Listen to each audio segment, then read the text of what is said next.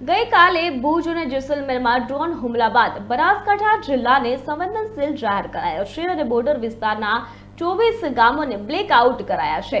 Border વિસ્તારના ગામડાઓમાં police patrolling વધારી દેવામાં આવ્યું છે। જે ગામડાઓ છે તે ગામડાઓના સરપંચ અને આગેવાનો સાથે બેઠક કરી જો યુદ્ધ થાય તો સુરક્ષિત કઈ રીતે રહી શકાય તે પ્રકારની પણ તૈયારીઓ કરવામાં આવી છે।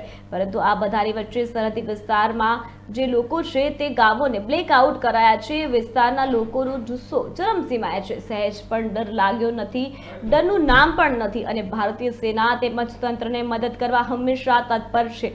માત્ર એમની માંગણી એટલી જ છે કે પાકિસ્તાનને નકશામાંથી કાઢી નાખો। જે પ્રકારે યુદ્ધ થાય તો ભયનો માહોલ હોવો જોઈએ, ડર લાગવો જોઈએ, સુરક્ષિત કેવી રીતે રહી શકાય તે પ્રયત્નો થવા જોઈએ।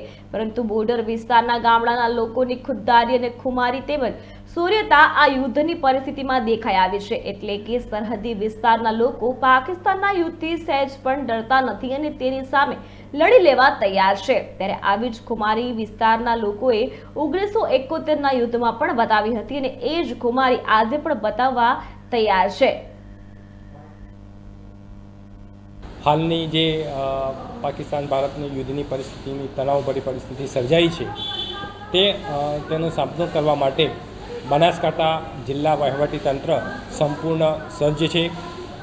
જિલ્લાનો કંટ્રોલ રૂમ છે એ સતત 24 કલાક કાર્યરત છે, તેમજ તમામ બનાસકાંઠાના તાલુકાઓ છે તેના કંટ્રોલ રૂમ પણ કાર્યરત કરવામાં આવેલા છે અને તે કંટ્રોલ રૂમમાં જિલ્લા કંટ્રોલ રૂમ સતત સંપર્કમાં છે। કોઈ પણ અનિચ્છનીય બનાવ બને તો તે અન્વયે તાત્કાલિક વહીવટીતંત્ર તરફથી કાર્યવાહી કરવામાં આવશે। તેમજ બનાસકાંઠાના સમગ્ર